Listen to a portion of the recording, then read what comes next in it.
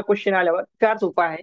बघा, simple interest म्हणजे काय, लक्षात घ्या. सरळ व्याज, त्याला आपण काय म्हणतो, सरळ व्याज. सरळ व्याजचं आपण पूर्ण आज रिव्हिजन करणार आहे, बरोबर. सरळ व्याज. ओके.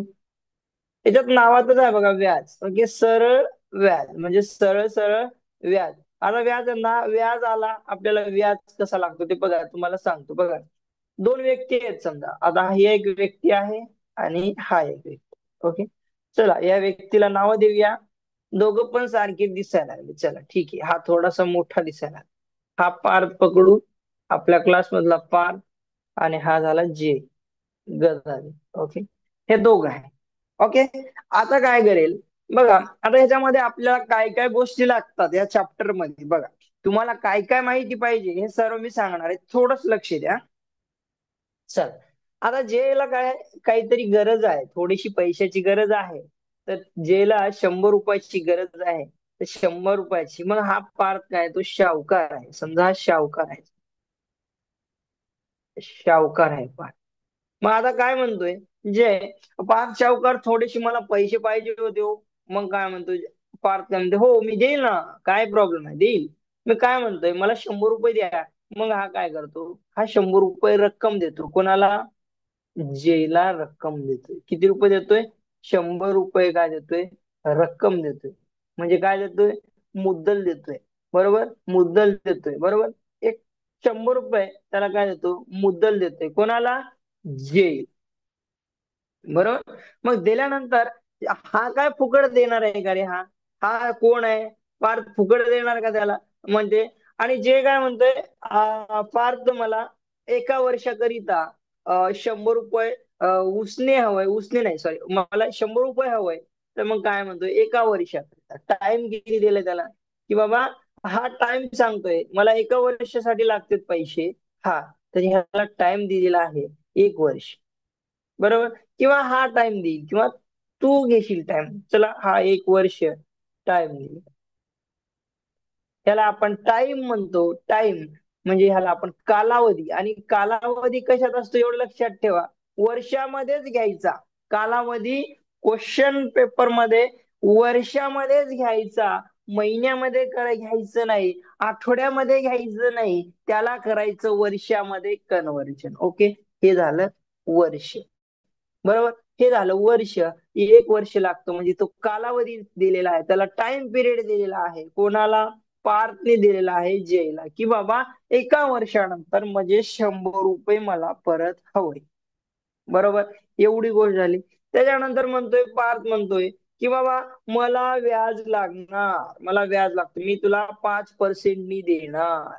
ओके. किती पर्सेंटनी देणार, 5 दे किंवा 10%. काम करू 10%. 10% तुला किती लागेल, दर लागेल. 10% दर लागेल. दर, दर लागतो, जो व्याज आपण काढतो, ह्या दरावरून व्याज काढतो की दर लागणार. तुला 10% मला एक्स्ट्राचे देवा, 100 रुपयाचे मला 10% पाहिजे. दर पाहिजे मला. मला काय पाहिजे, रेट ऑफ इंटरेस्ट मला 10%नी मला परत करायचं आहे. ओके. मग जे काय म्हणतो, हो बाबा तुला मी 10%नी देईल, काही प्रॉब्लेम नाहीये, पण मला 100 रुपये हवे. 10%नी दे. एका वर्षाकरता लागणार आहेत मला. एका वर्षाने मी तुला परत पैसे देईल. ओके. बघा, परत पैसे देतोय.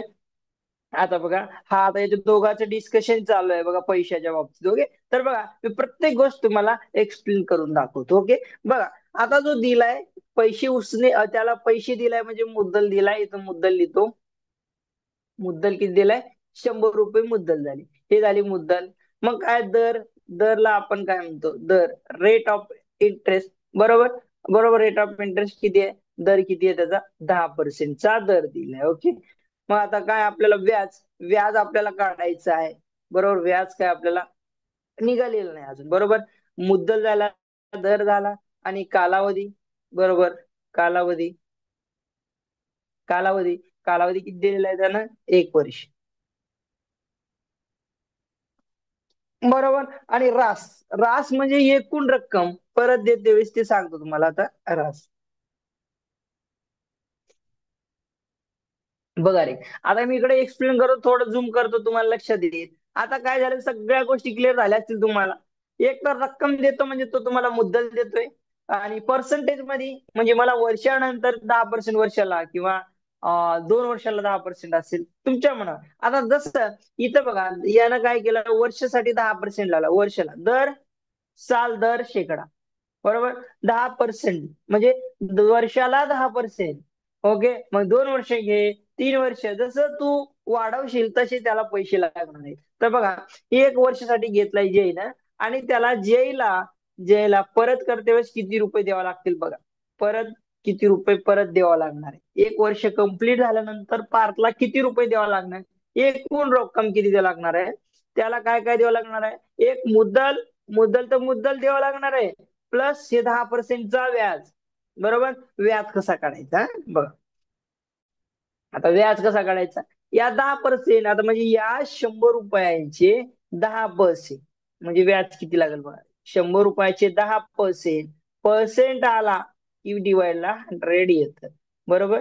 हे 100 आणि हे 100 कटलं, 10 रुपये एक्स्ट्रा द्यावा लागणार, म्हणजे व्याज किती लागला त्याला, व्याज 10 रुपयाचा व्याज लागलाय. बरोबर. किती रुपये लागलाय व्याज, 10 रुपये. इथे व्याज लिहितो, 10 रुपये. 10 रुपयाचं व्याज लागणार, 10 रुपयाचं व्याज लागणार. मग आता एकूण रक्कम जे किती देईल पार्थला, अरे हे 100 रुपये तर देईलच, आणि एक्स्ट्राचे हे 10 रुपये त्याला द्यावं लागणार. म्हणजे काय देतो त्याला, देते वेळेस टोटल अमाऊंट. टोटल अमाऊंट म्हणजे रास देतोय. रास बरोबर काय, रक्कम मुद्दल अधिक व्याज. बरोबर. मुद्दल अधिक व्याज. हे सूत्र लिहून घ्या, मुद्दल अधिक व्याज. हे सूत्र लिहून घ्या. मग आपल्याला रास द्यावा लागणार आहे त्याला. मुद्दल किती होती, 100 रुपये. मुद्दल 100 रुपये, आणि 10 रुपये व्याज होता, म्हणजे 110 रुपये त्याला वर्षांनी द्यावं लागणार आहे. ओके. पार्थला वर्षांनी काय करावं लागणार आहे, पार्थला द्यावं लागणार आहे किती, 110 रुपये. ओके. पार्थ समजलं का बोलते बाळा. चला, सगळ्यांना समजलं रास, हो. कालावधी. ओके.